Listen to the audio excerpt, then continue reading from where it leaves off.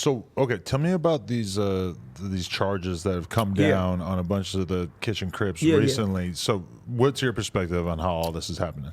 I think that first of all, just to state, this is a tragedy, and my heart and my prayers go out to all parties involved. And God bless the dead, first of all.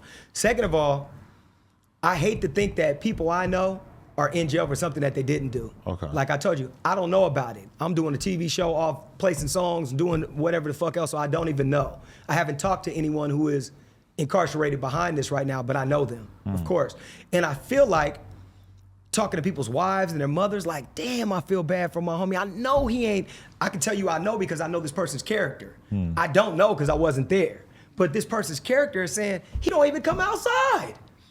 He don't even fuck around. He's been from the hood. He don't do this. He's a dad. He's on a, I know his energy. So to think, fuck, man, like you're there and someone said your name or you was in the wrong place at the wrong time, because I heard they came to people's houses and jobs, hotels, and other stuff and pick people up. And I think that like about a month or two ago, you got the police chief saying, you know, don't come to LA because we can't protect you. It's a purge. And some years ago, me and Game and Snoop and Brother Rizza Islam, we walked down to the police station downtown and we marched about 3 miles.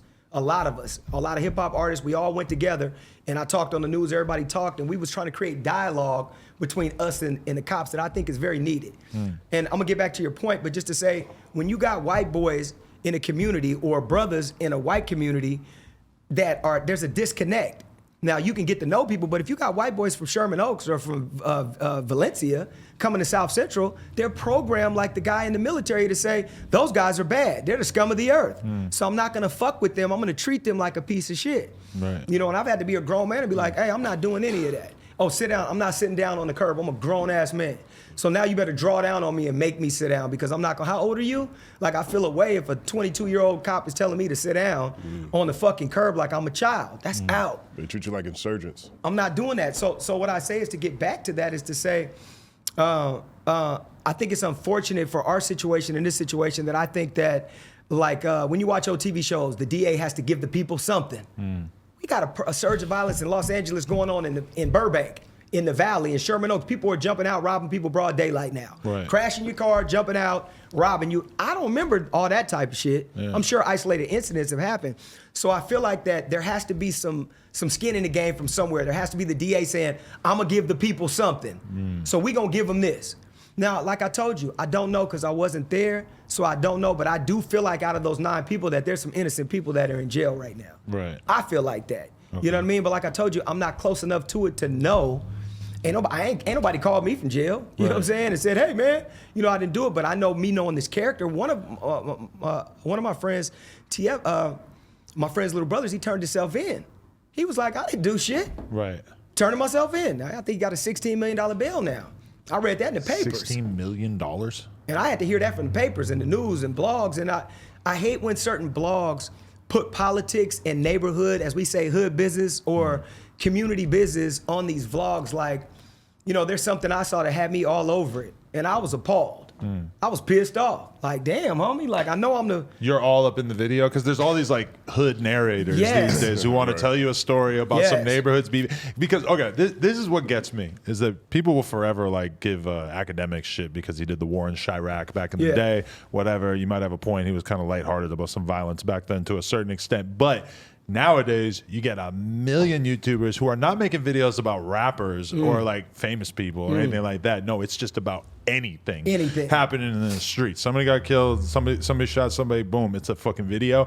And sometimes I really worry about how those narratives can kind of become pervasive, and especially when you talk to rappers and they're like, I really don't like the way that they presented me in that video, because you know the cops, like, I mean, the cops are fans pretty much of the culture in the same way that a lot of the actual fans are. You know the cops are watching that shit and can't help but be super influenced by it, you know? That's a good point. Well, it's funny because when you say that, I talked to G Perico the other day. He's like a little brother to me. G, shout out to G for sure. This a blue t-shirt. Central Ave, you know what I'm saying? But I look at things and he was like, you know, we talked about this right quick, and he was like, well, you know, you the most known over there, so I'm the most known in my section. So it's like, for instance, 5 podcasters' throat slit, and they show Adam 22's face. Right, So just to even though the law enforcement don't want me, they don't give a fuck about me. They know, but it's the perception of what other people is like. Well, damn, who the fuck is he? The video starts off, several of them, one of them with me, first picture, second picture, third picture, it goes off to somebody else, a video of me. And they're saying all these horrible things from 15 years ago about murders, little boys being killed, grown people being killed. That's fucked up shit. That's happened all over gangbanging. There's always been innocent people being killed when you shooting a big ass fucking AR-15 or a street sweeper or AK or something. Right. Somebody ain't the best shot. You know what I mean? So I think that what that does for people who are incarcerated, who are innocent until proven guilty, that already gives the jury already a perspective to say, well, fuck, they did it. Look what they from. Hell yeah, they did it. So it's looked at with these individuals from my section. What the fuck chance do they got? If there's already things saying that this is this neighborhood, one of them made it look like we are terrorizing the streets. My little section. The streets is being terrorized by fucking every section. And Justin asked me, do you think your neighborhood is you grew up in is one of the violent areas? I said, yeah. And so is the ones across the street, the Bloods, and so is the Crips, and so is the SAs, everybody. This is a free-for-all. This is fucking Call of Duty online. And respawn back and we getting cracking. So I think that the narrative of these people doing certain YouTube things is so wrong. I think it's so fucked up because you're writing and you're looking up public knowledge about a case and you're reading about it when even I know certain things. I was like, nah, that wasn't it. He's wrong on that. Then to hear things that was from 15 something years ago and you hear a guy with this monotone voice talking about, yeah, and then they ran over here. It's horrible. It's like, what are you talking about? Got the Google Maps out. Yeah. We got a thing called hood business. And I say politics. Certain politics we don't share with everybody. Certain things is just for your neighborhood. You could be with me and it's like, hey, and in that time, hey, we about to have a meeting. Hey, Adam, wait for me in the car, or go to the store, or hang out at Mama K house.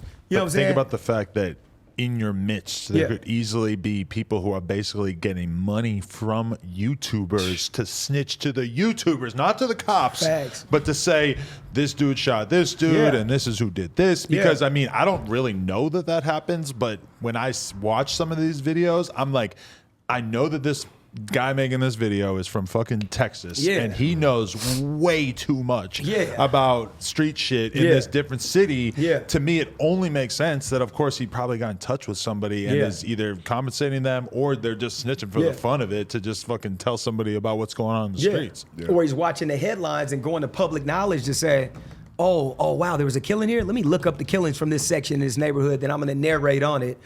A good snitch could be the basis of an entire YouTube career. Facts. Okay, guys, we want to thank you so much for getting us to 100,000 subscribers right here on the Clips channel. If you want to support, please click that subscribe button. We're trying to get to 200K. Thank you so much.